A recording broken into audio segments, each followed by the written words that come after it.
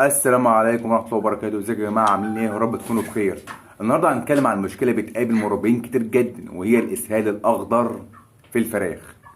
ناس كتير أول ما بتشوف الشواخ الأخضر بتجيب أي دواء وخلاص، لكن الحقيقة إن اللون الأخضر ده مش مرض، ده عرض، ولازم تعرف السبب الأول علشان تعرف تعالجه صح. أول حاجة، يعني ايه الإسهال الأخضر أصلا؟ لما تلاقي زرع في الفراخ لونه اخضر، سواء غامق او فاتح ومائي او فيه جزء ابيض، اعرف ان في مشكله لازم تتحل بسرعه، خصوصا لو الفراخ بطلت تاكل او تشرب. الاسباب بتكون ايه؟ الفراخ بطلت تاكل، اي فرخه بتمتنع عن الاكل لفتره هيبدا الزرع ده يتحول لاخضر بسبب العصاره الصفراويه. والاصابه بمرض بكتيري زي السالمونيلا او الايكولاي بيكون معناه خمول وفقدان شهيه وموت طبعا. ده مرض فيروسي زي الجمبور او النيوكوسيلا، غالبا بيكون معاه كحه او عطس او اعراض عصبيه. وكوكسيديا احيانا بتسبب الكوكسيديا طبعا احيانا بتسبب اسهال اخضر او بني حسب نوع الاصابه. الحر الشديد او الحراره العاليه بتخلي الفراخ تقلل الاكل وتشرب ميه اكتر، فبيظهر الاسهال العلف الفاسد او تغيير العلف فجاه. اي تغيير مفاجئ او علف فيه سموم فطريه بيعمل مشاكل في الهضم. ازاي نعرف الاسباب دي؟ بص على باقي الاعراض، الفراخ بتاكل ولا لا، في كحه او عطس ولا لا، نسبه الموت كام، لون العرف طبيعي ولا مزرق، الزرع كله اخضر ولا فيه دم او مخاط.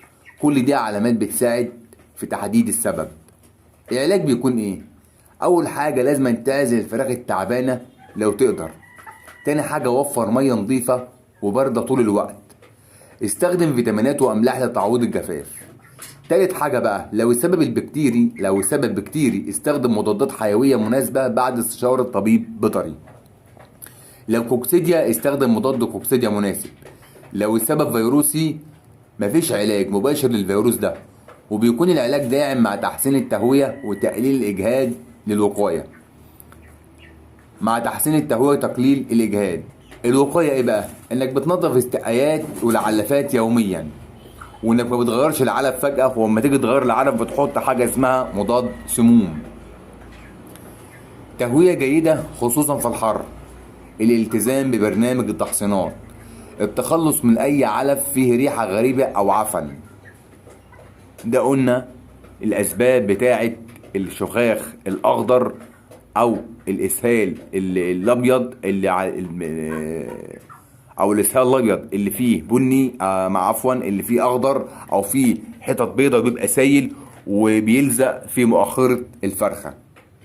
قلنا الاسباب بتاعته والعلاج بتاعه. افتكر دايما ان الاسهال الاخضر ده مش مرض، ده انذار في مشكلة داخلة على الدورة كلها. كل ما تكتشف السبب ده بدري، كل ما هتقدر تقلل الخسائر وتحافظ على الفراخ.